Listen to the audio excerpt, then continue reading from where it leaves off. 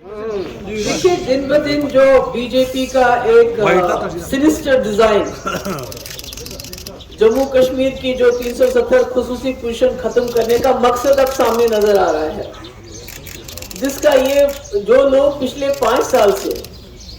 चाहे वो रहबर ज़राअत, रहबर जंगलात या रहबर खेल या इवन NYC वाले तो उससे भी ज़्यादा टाइम से काम कर रहे थे, तो उनको इस तरह से इस वक्त नौकरियों से निकाल के इसको SSRB को रिकमेंड करना, ये उस बात की तरफ इशारा करता है जो हम बार बार कहते हैं कि अभी तक जो पहले हमारा PRC होता था कि सिर्फ यहाँ जम्मू कश्मीर के लोग ही अप्लाई कर सकते थे,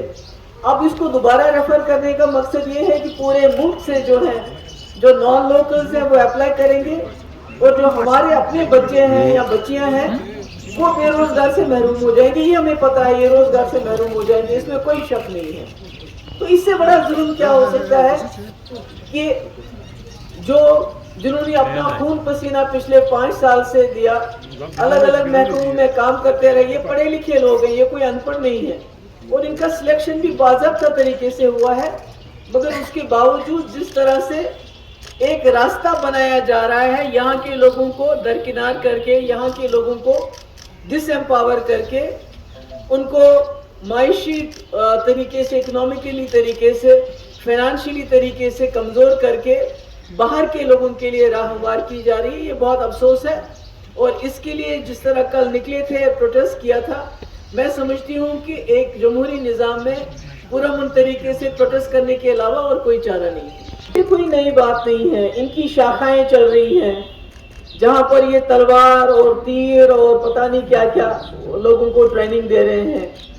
तो इनका जो मकसद है, मुद्दा है, वो इस वक्त कंपटीशन चल रहा है कि हमें गुजरात मॉडल हिंदुस्तान को बनाना है, हमें उत्तर प्रदेश मॉडल बनाना है, या जो आसाम के जो चीफ मिनिस्टर है वो उनसे भी 2 कदम आगे जाना चाहते हैं। तो हमारे सामने मिसाल है कि गुजरात में क्या हुआ,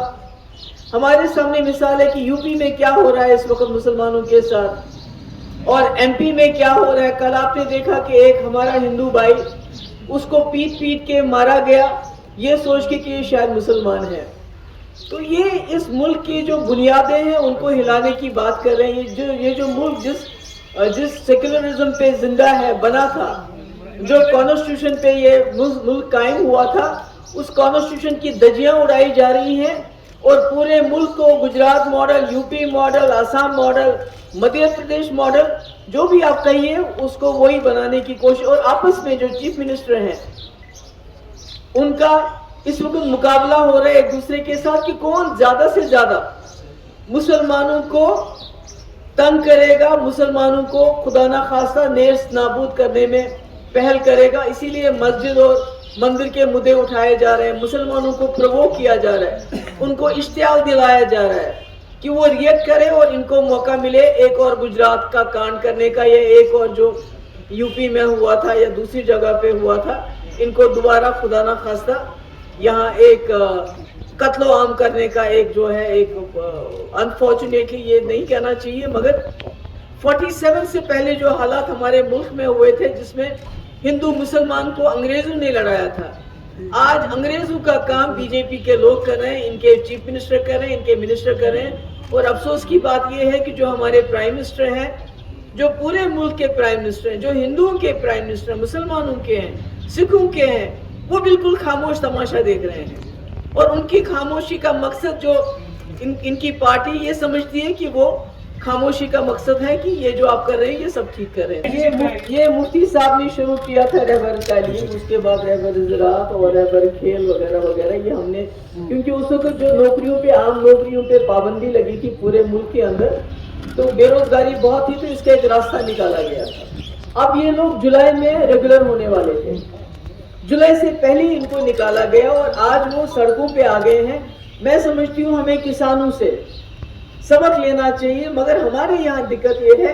कि घर से बाहर नहीं आने देते। आपने देखा, मैंने कितनी बार कोशिश की, चाहे कहीं हमारा पंडित भाई पे हमला हुआ, चाहे हमारा कोई मुसलमान जो है क्रॉस फायर में मारा गया, या कहीं और कोई हादसा हुआ, तो मुझे तो 2 मिनट के अंदर हाउस अरेस्ट रखा जाता है। मैं तो चाहूंगी, अगर आप देखेंगे बाहर कितनी फौज लगी है, इनको डर है कि कहीं ये बाहर ना आ जाए। तो ऐसे में फिर भी मैं कोशिश करूंगी जितना मुझसे हो सकता है कि इनके प्रोटेस्ट में हम पूरा तरीके से शामिल होने की कोशिश करेंगे। Thank you so much। पूरा मुल्क जो है वो आईन पे नहीं चलता है, वो कॉन्स्टिट्यूशन पे नहीं चलता है। अगर चल रहा होता तो इस वक्त जो मुल्क में हो रहा है, नहीं तो आपका कानून है कि बाबरी मस्जिद के हवाले से कि आप किसी भी नए इशू को नहीं उठाएंगे, किसी भी नई मस्जिद का किस्सा नहीं उठाएंगे। कौन सुनता है? अभी कोर्ट के ऑर्डर्स आए जहांगीरपुरी में कि आप डिमोलिशन बंद करो, किसने सुना? तो क्या कोर्ट सो मोटो नोटिस ले रही है इन चीजों का? आपकी जुडिशरी हो, आपका मीडिया हो या आपका एग्जीक्यूटिव हो, सब इस वक्त जो है जिनको जवाबदेह बनाना चाहिए था इस सरकार को, वो इस सरकार के टूल्स बने हुए अनफॉर्चुनेटली। Thank you.